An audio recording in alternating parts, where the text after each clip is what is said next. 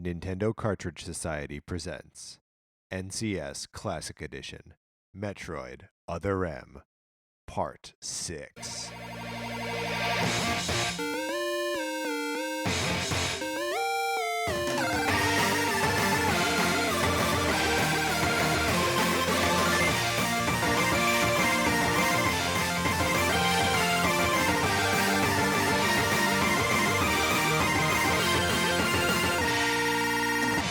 Welcome to Nintendo Cartridge Society. My name is Patrick Ellers, joined as always by my co-host Mark Mitchell.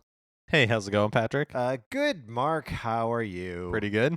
So we have been playing Metroid The Other M, which could stand for any number of things at this point, right? Yeah. It could stand for Madeline. It could stand for Mother. It could stand for Metroid. So we've gotten to Sector 0 now. You should also have gotten to Sector 0. Mm-hmm. And how are we feeling? Just broad strokes about the game right now. I think, I don't know, now that we're more powerful. Yeah, power has been nice. Yeah, and it, I don't know, this to me feels like the best part of the game so far. Yeah, absolutely. Like, and I think mentioned it last time that like as we got later into the game, it felt like the level design was more like intentional or like challenging or involved or something. Are you sitting on something, Mark? Interesting. Well, okay, you have buttons on your couch. Yeah, so they kind of like come up, but they're not going to come off. Oh, okay. I was worried I had unbuttoned your couch. And that would have been disastrous if you had unbuttoned the couch. And because if you unbutton the couch, it just becomes detached from everything. It slides right off. Yeah, I mean, I felt like this was the part of the game where it almost seemed like it's the most interesting. The level design's the most interesting. Mm-hmm. The backtracking is handled the best because you are more powerful now. Yeah, I mean that was kind of the most like revelatory part of this game, or at least like this section, is like Samus is really tearing through everything. You know, we encounter hallways with tons of those flying drone robot guys. And the ones that you can only shoot when they're charging up, right? Well, that was the case before you had leveled up, or I guess it's not even leveling up, but just having all of your beams activated. Yeah, and now you can just like blast them whenever. So yeah, it goes a long way towards making you feel more powerful, and also like there's the moment in there which is a cool story moment, but also just a super fun gameplay moment where Samus clicks on her own, where she powers herself up. Right, she gets like the space jump and screw attack and stuff. Yeah, at the same time, and then you're just like blowing up fools by just jumping on them. Well, she goes like, "Any objections, Adam?" Okay, so for as crummy as like the interaction between her and Adam is throughout like all of this game, it's almost worth it for that moment that she gets to turn the any objections back around on him. I thought it was really cool. But it's nice. But the thing about is like, did you just yeah me? yeah. Whoa, but no, because she's the one that chose to follow these directives in the first place, right? So for her to be like, "Any objections, Adam?" is kind of dumb, because it's like, why are you mad at Adam? You're the one that decided that like was holding yourself to this that nobody else was. Yeah, she's an idiot, but but I just like to see her like claiming some of her agency. Yeah. back. No, in the context of the game, it is a nice moment. Although, was she ever authorized to use her plasma beam, or did she also earlier decide to turn that on when Ridley attacked her? Whoa! Yeah, it turns out that the Chokachu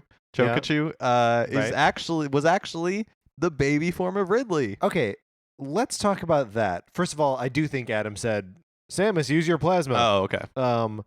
But so Ridley isn't a singular entity. It's like a race of creature. Oh, okay. I mean, is that right? It must be. It must be like Jaws in the Jaws movies, that those things keep dying and then they keep.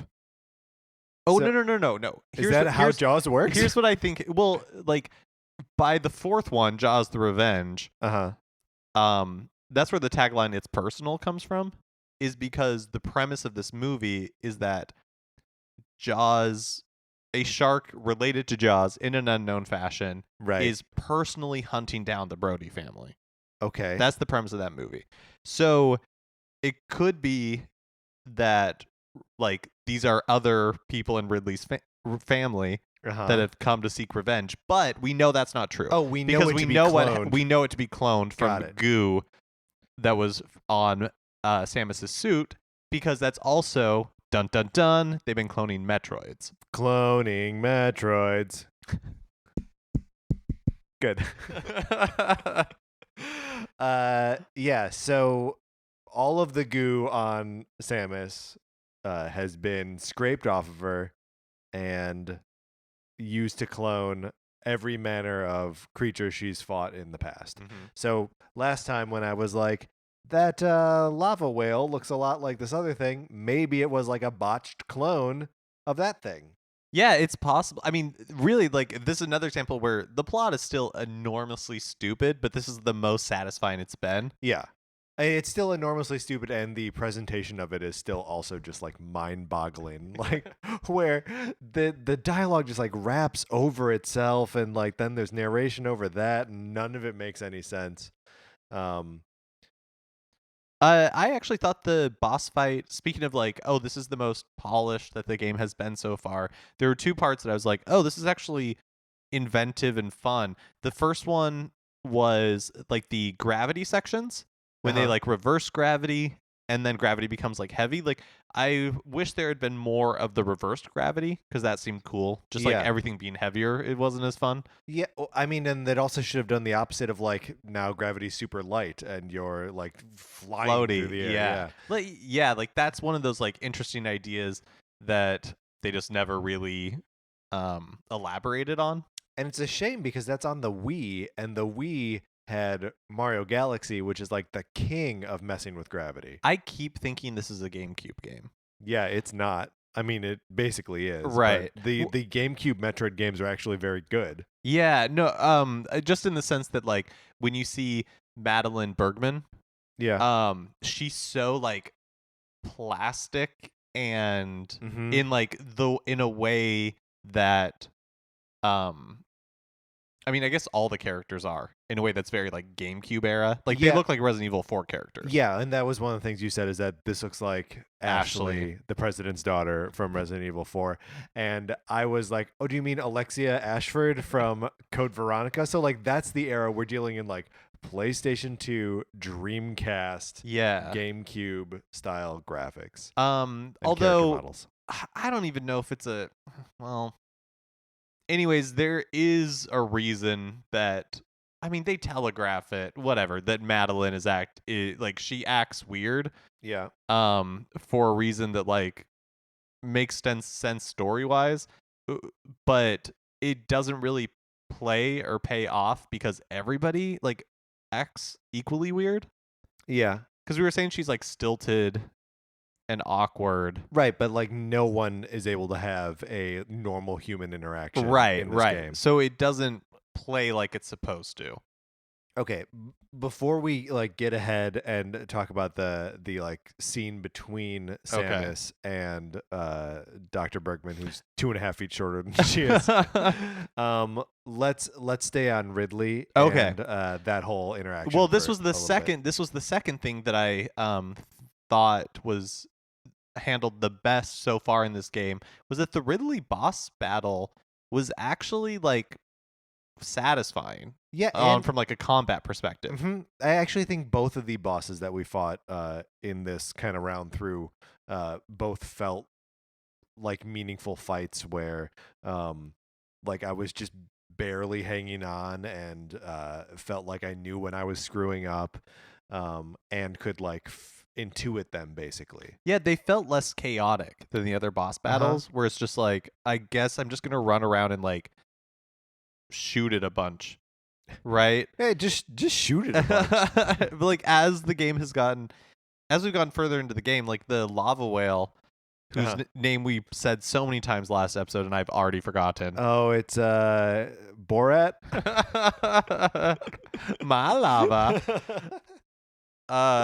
Very nice. Like everything just it feels like everything feels more refined. Like, because that boss battle also I don't think as good as Ridley, but like the mechanics of it were clear. Of the nightmare. Yeah.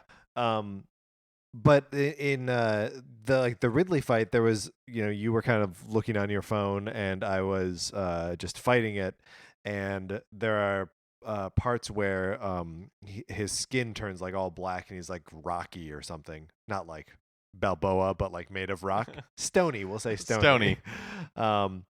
And I was like, well, what do you think I do here? Shoot a super missile at him, and of course that did it. Like that, like shook him up. Yeah, I feel like that was the weakest part of the Ridley boss battle, and I think that's because the first person's perspective is just really stupid. Yeah, it's still a real big bummer. And like anytime you do it, you're like, okay, I need a couple seconds, maybe even only a second, but like a solid second to be vulnerable, where anything that comes my way is just going to hit me, or I'm going to have to do one of those dodge moves and, interrupt my missile firing sequence. The thing I did not like about the Ridley fight, and it like goes back to the plot, is, I mean, how many times at this point in canon has Samus encountered Ridley? I think we can do this, right? Maybe just twice. Maybe just twice, but that's a Metroid and Super Metroid. And both times she kills him, right? Yeah.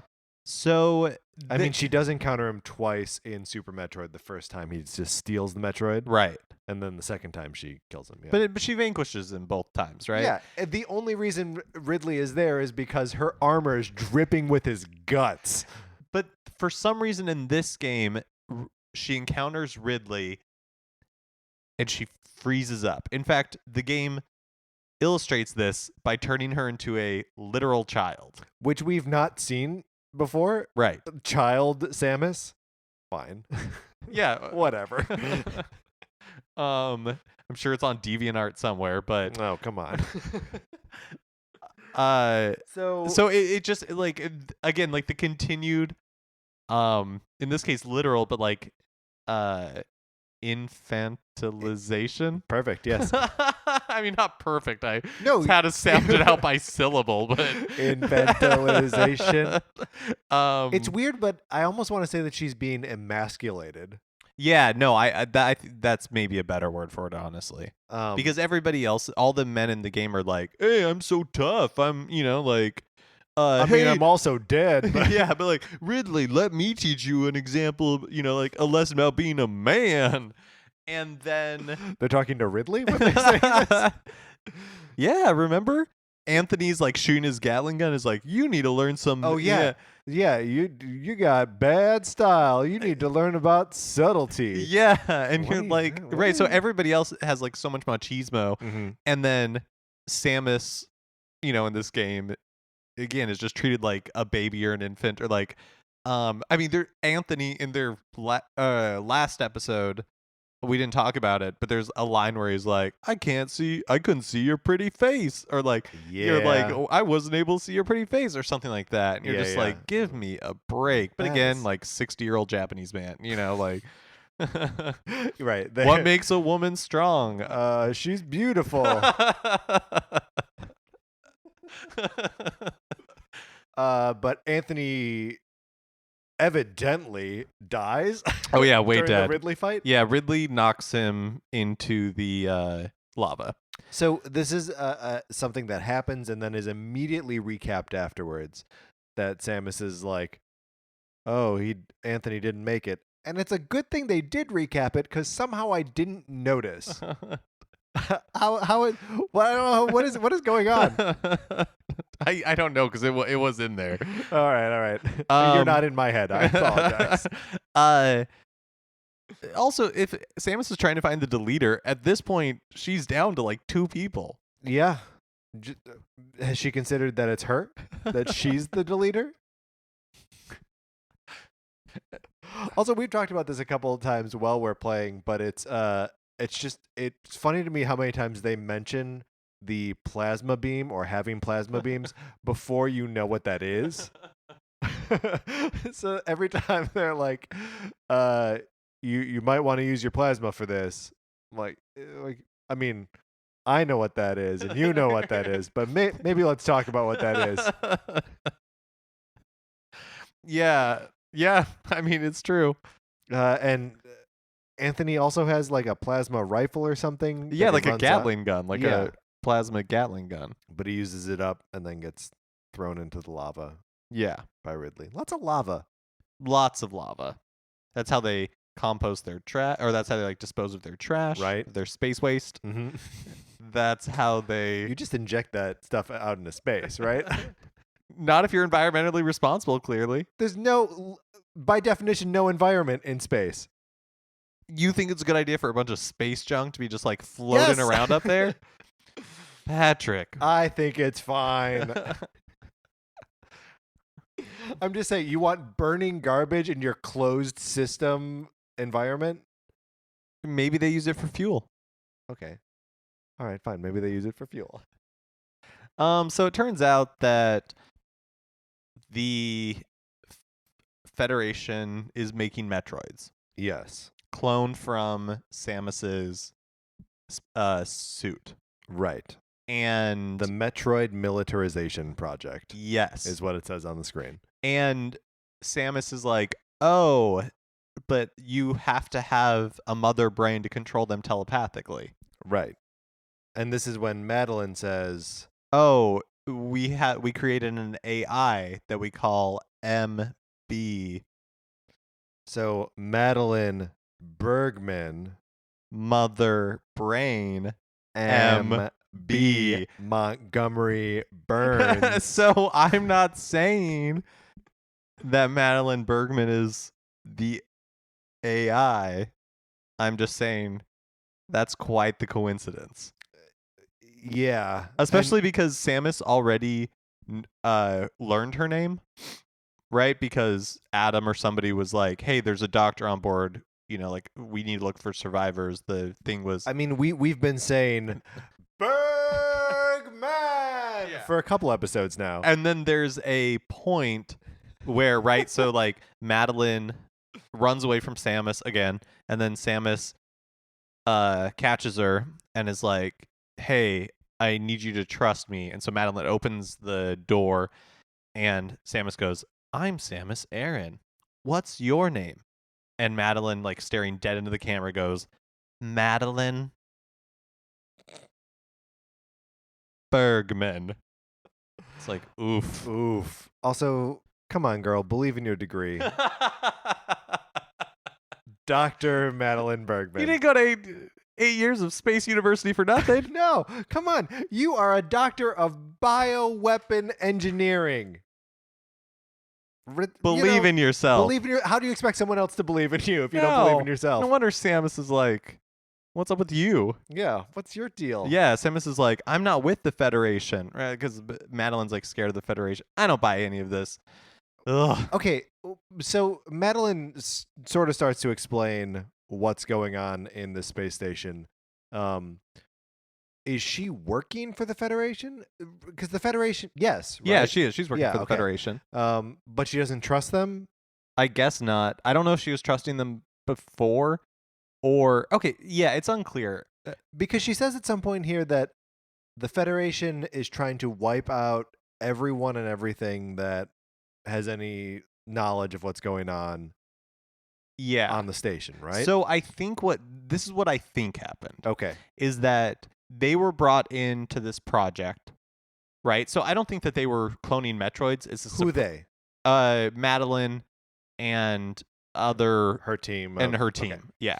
And I don't think any of them were surprised that Metroids were being cloned. Okay. That's my understanding, is that they were like working on this like bioweapon project. Right. I think what happened was that it got like with the Zebzians and how they talk about like they started becoming space pirates. Because of the presence of Ridley. So I think what happened is it that started to the lead project to the resurrection of the space pirates. So I think the project got out of hand. right? And so the Federation was like, "Oh, we're shutting this down, and we're gonna destroy any signs of it." Right. But not just by just straight up destroying the base. Right, because the Metroids, because if they 'Cause did they still want the if they Metroids. did that, the Metroids would be gone as well. Right. And they don't want to do that.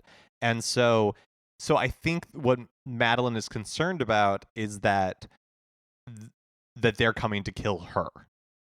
That I think that's what our understanding, what the process is supposed to be. So I don't think it's a surprise to her. Like, she wasn't brought there under false pretenses. Sure. That's my understanding. So and so this whole time she's not like, last time we talked about her, she is saying, how am I supposed to trust the Galactic Federation when I saw one of them kill another one? What she really means is the Galactic Federation is out to kill me. That's what I think. Okay. That's what I've gotten out of it. It's just like that's how like a murder mystery goes, is that people aren't expressing themselves. Oh yeah, clearly, we haven't talked about this. This game is a murder mystery. Oh yeah, yes. And like, although at this point, all of the suspects have been killed, right? Well, and there's a number of times where so like Adam is missing. That's right. And hey, yeah, Adam is missing. Mm-hmm. So her saying, "Any objections, Adam?" Kind of crummy to your friend is missing. It's not the best time to like rub it in his face. And I think she would go investigate it, except now she just found out that like Metroids are... Yeah, she did find out that Metroids. That's correct. Do you think in the modern era of video games that Metroids are scary? Like, are Metroids, do they make a good like villain of the Metroid series? Because Metroids are not scary. They worked in like an 8-bit and even like 16-bit, right? But now they just kind of look like jellyfish, like... Yeah, I mean, there is something like gross and weird about them, though. But like, what do we see them do that's bad? They like eat Samus. Right? I mean, that was the thing about them, that they were more scary in like the context of the game than abstractly, because they're so fast and that they would latch onto you, and you didn't have like your normal defenses against enemies like didn't hold up the same way against Metroids that they would have against anything else. So you had to like bomb your way out of it, and then like try to like they were just they're just very aggressive in a way that enemies in the Metroid games aren't. Like all the other enemies are like animals with normal sort of animal attack patterns, and then Metroids are these horrible parasitic creatures that just like hone in on you. So maybe it's this game specifically that does a really bad job of making Metroid seem like a threat. Well, because everyone talks about, oh, Metroids, but the entire game has been predicated on the idea that she is treating a Metroid like a baby. Yeah, that's definitely true. But I mean, on the other side of it, all previous Metroid games, you don't talk about the Metroids for 5 hours and then not encounter them. Like the Metroids are scary when you encounter them, when one comes flying at you and you're like, oh my god, I didn't know it was time for that yet. Whereas this, we've been playing the game for 7 hours at this point, something like that, and we haven't encountered one yet.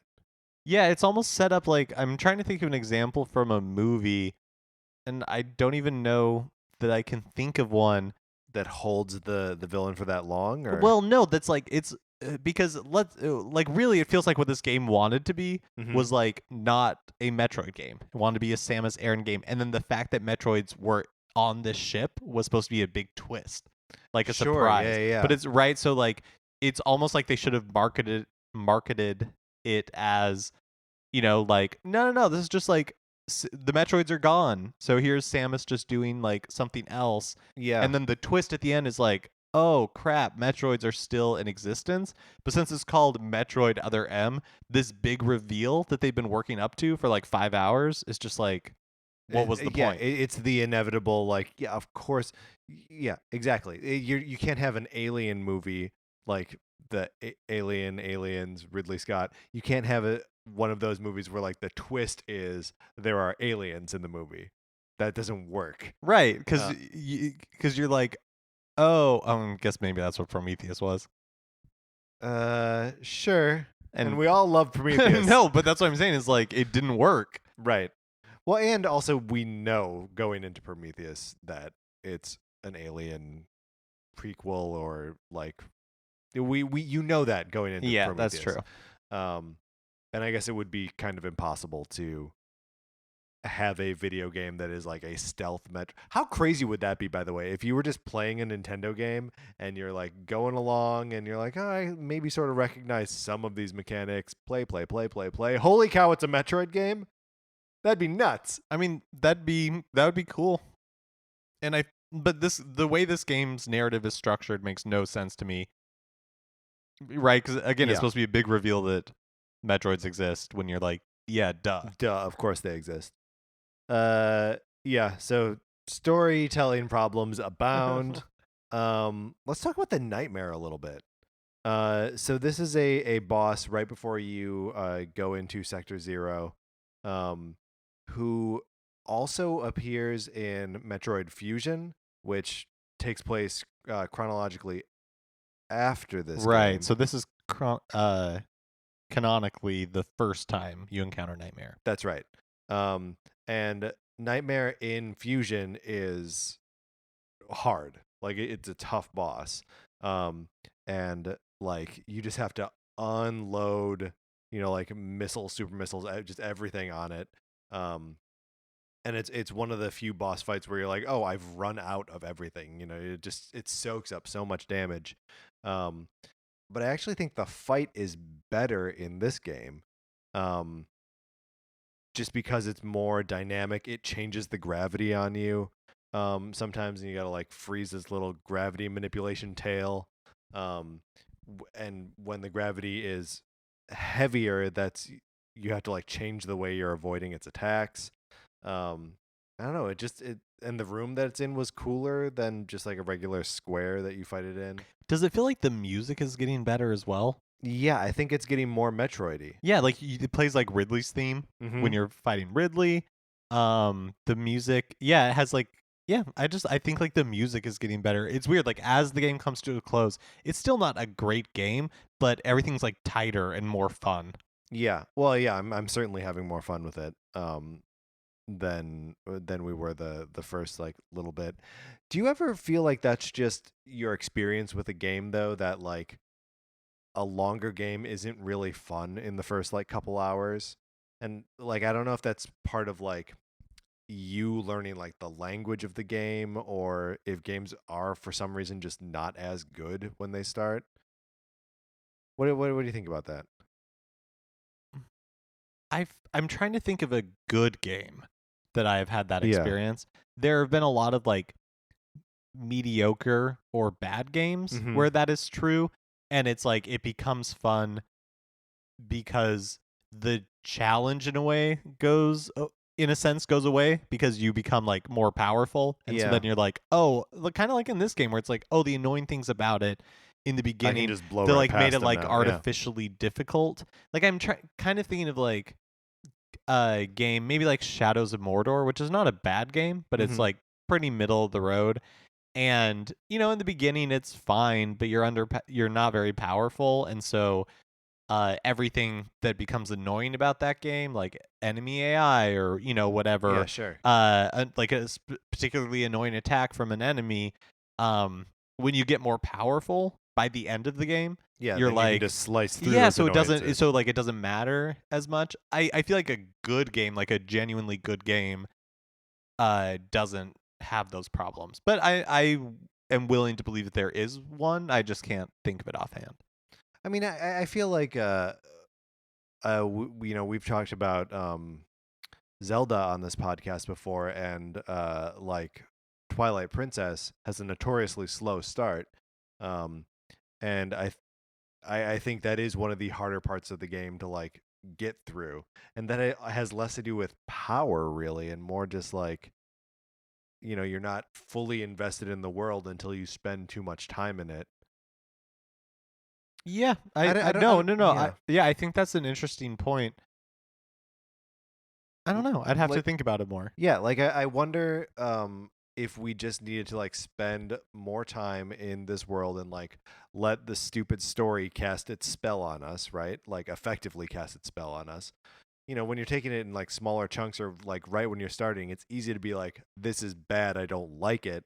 But when it's bad and you don't like it, but you've been watching it for 4 hours, you're like, all right, this isn't that bad. Well, also consider this, like using Twilight Princess as an example. Mhm. Like, how long does it take to beat Twilight Princess first time through? 25 25 30 hours. Yeah. So sure, the annoying, well, we'll say the first like 4 hours Sure. generally are pretty obnoxious. Right. So we're saying the first like sixth of the game. Yeah. Yeah. So we are now, what, 5/6 of the way through Metroid Other M, Yeah. and it is just now getting, it gets good late. Yes. and I so think that's accurate. So if Zelda, if Twilight Princess started getting good at hour like 16 out of 20, Oof. it wouldn't be a good game. I mean, I've heard people make that claim about like Final Fantasy 13 that like it gets good after 20 hours. Yeah, but Final Fantasy 13 isn't generally regarded as a very good game. That's a great point, Mark. Do we have any other thoughts on this game? I mean, we'll have more thoughts when we come back from the next I episode. think I just wish the rest of the game had been like this. Yeah, but it's hard that like part of what makes this so satisfying is that it is like a power fantasy where like you're finally, shooting super missiles and screw attacking on guys and Yeah, but in most games you gain that sense of power because you like gain abilities and you level up. yeah. In this game, you've had these abilities all along and they're Yeah. just being like granted to you. So my pitch for if I were to like remake Metroid Other M is I would grant you all of these abilities up front, but I would just I would include the things that we're just getting to now, like the gravity manipulation from the beginning. Yeah. So that way you still have all your powers, like all your abilities. just the And it's hardship just gets like, worse. yeah, it's just like the environment is what makes it more difficult. And I think that takes like interesting game design. Yeah, absolutely. I mean, I think probably what's hard about that is that making it approachable for a new player that wouldn't intuitively know missiles, super missiles. Right. I mean, screw that's attack, kind of like space the jump. problem that the later Batman, like Arkham games had. Yeah, absolutely. Is that, like Arkham Knight, you pretty much start with a full like move set. Yeah. And so it's just like And utility belt. Yeah. It's like, oh, that's a lot to throw at like a new player. Yeah, so that's a fair point. Yeah. Okay, well, so our next episode is our final episode on this in this little mini series here. So when you come back, just have beaten the game, right? Yeah. Yeah. So just have beaten the game. And we'll see you then for the end of Metroid Other M.